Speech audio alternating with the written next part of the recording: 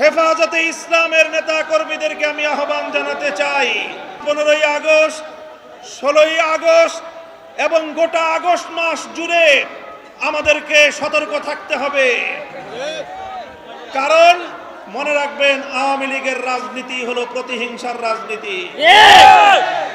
1975 সালে 3.5 বছরের অপশাসনের যুগে শেখ মুজিবুর রহমান সাহেব নির্বিচারে দেশের 30,000 যুবককে হত্যা করেছিল।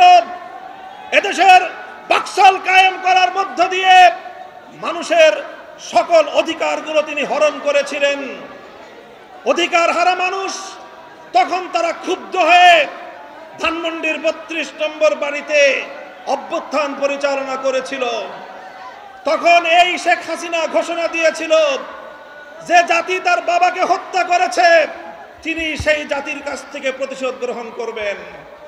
বিগত 45 বছর ধরে শেখ হাসিনা প্রতিশোধের রাজনীতি করেছেন, প্রতিশোধ নিয়েছেন আমার বাংলার তাওহীদি জনতার বিরুদ্ধে, প্রতিশোধ নিয়েছেন বাংলার স্বাধীনতাকামী মুক্তিকামী জনতার বিরুদ্ধে, প্রতিশোধ নিয়েছেন বাংলাদেশের ছাত্র জনতার বিরুদ্ধে, প্রতিশোধ নিয়েছেন এদেশের হেফাজতে ইসলামের লক্ষ লক্ষ নিরপরাধ মানুষের বিরুদ্ধে।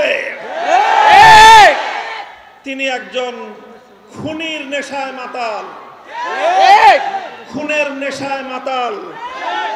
আপনারা লক্ষ্য করে থাকবেন, যারা মাতাল হয়, মদখোর হয়, তারা সারাদিন যে যেখানে থাকে, দিন শেষে রাতের বেলায় সব মাতালগুলো একসাথে হয়ে মদ্যপান করে মাতলামি করে। বর্তমান পৃথিবীতে বড় বড় খুনের নেশায় মাতাল আছে। 1 নম্বর বিনিয়ামিন নেতানিয়াহু, 2 নম্বর ভারতের গুজরাটের কসাই নরেন্দ্র মোদী, 3 নম্বর বাংলাদেশের বিদায়ী ফ্যাসিবাদী শেখ হাসিনা। এই শেখ হাসিনা এখন গিয়ে খুনের নেশায় মাতাল হয়ে নরেন্দ্র মোদীর সাথে আখড়া করেছে। যদি সেখান থেকে বসে বাংলাদেশের স্বাধীনতার উপর কোনো হস্তক্ষেপ করার চেষ্টা করা হয়, তাহলে বাংলাদেশের মাটিতে ভারতীয় দূতাবাস থাকতে পারবে না। শেখ হাসিনার বিরুদ্ধে বাংলাদেশে বিভিন্ন থানায়, আদালতে হত্যা মামলা দায়ের হয়েছে।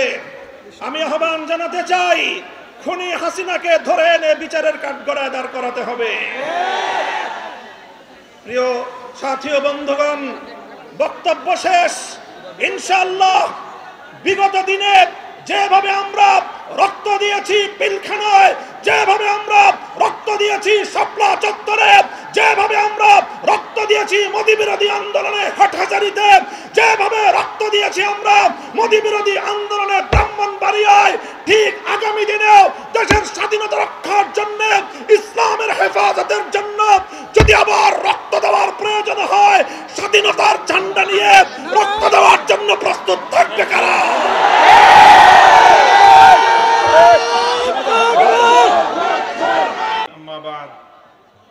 সংগ্রামী তাওহীদি জনতা, নারায়ণগঞ্জের সংগ্রামী জনতা,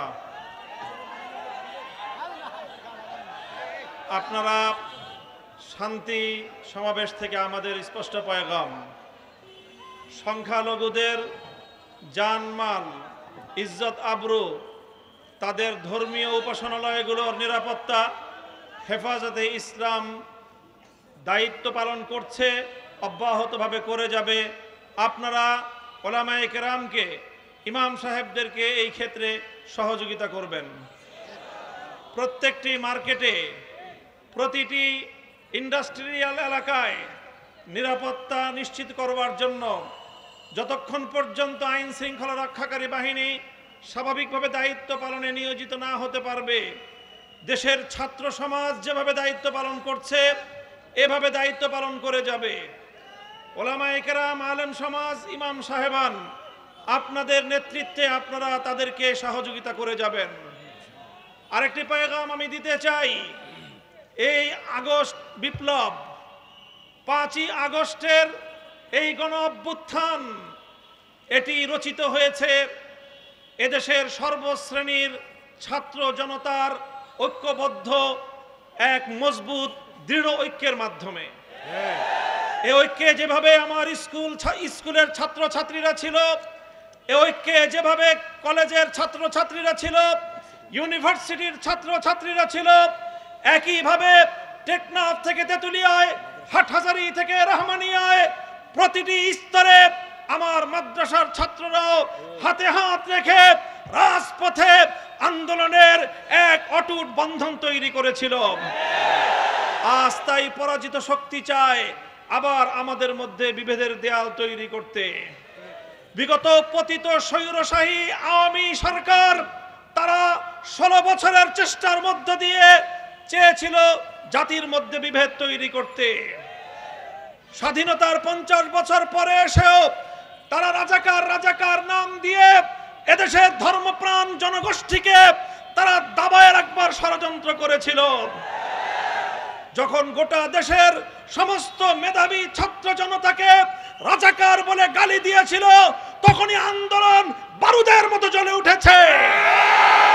বাংলাদেশে স্লোগান উঠেছিল, আমি কে তুমি কে, কে বলেছে, কে বলেছে, আমি বলতে চাই, মনে রাখতে হবে এই ঐক্যই এই আন্দোলনের মজবুত ভিত।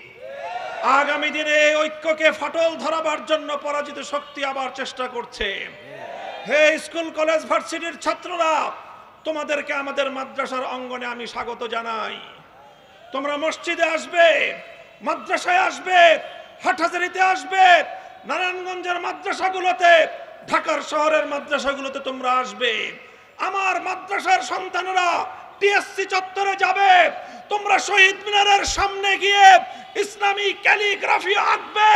বাংলাদেশের বাংলা ভাষার বাংলা ভাষার মর্যাদা রক্ষা করবার জন্য যেভাবে আন্তর্জাতিক মাতৃভাষা দিবস হিসেবে 21শে আগস্ট স্বীকৃত হয়েছে, সেই ভাষার মর্যাদা আমাদেরকেও রক্ষা করতে হবে। এমনি ভাবে যে কোনো মূল্যে ঐক্যকে অটুট এবং মজবুত রাখতে হবে। ইনশাআল্লাহ ছাত্র জনতার এই যে রাষ্ট্র সংস্কারের যে আন্দোলন, এই আন্দোলনে আমরা সর্বাত্মক সহযোগিতা করব। সকল আত্মত্যাগ, সকল শহীদের রক্তের সঙ্গে আমাদেরকে ইমানদারি রক্ষা করতে হবে, শহীদদের মর্যাদা রক্ষা করতে হবে, সকল হত্যাকাণ্ডের বিচার করতে হবে।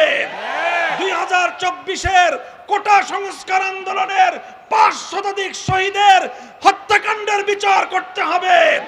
2021 সালের মোদী বিরোধী আন্দোলনের হত্যাকাণ্ডের বিচার করতে হবে। 2013 সালের 5ই মের শাপলা চত্বরের হত্যাকাণ্ডের বিচার ছাড়া বাংলাদেশ চলতে দেওয়া হবে না। ইনশাআল্লাহ এভাবেই বর্তমান এই অন্তর্বর্তীকালীন সরকারকে আমরা সাহায্য করব, সহযোগিতা করব। তারা আমাদের প্রাণের দাবিগুলো পূরণ করবেন সেই প্রত্যাশা ব্যক্ত করছি। আগামীকাল ঢাকায় বাইতুল মুকাররমের উত্তর গেটে হেফাজতে ইসলামের মহাসমাবেশে যোগদান করার আহ্বান জানাচ্ছি। যাবেন তো ইনশাআল্লাহ? আখিরু দাওয়ানা আলহামদুলিল্লাহি রাব্বিল আলামিন। এই পর্যায়ে সভাপতির বক্তব্য এবং দোয়া পরিচালনা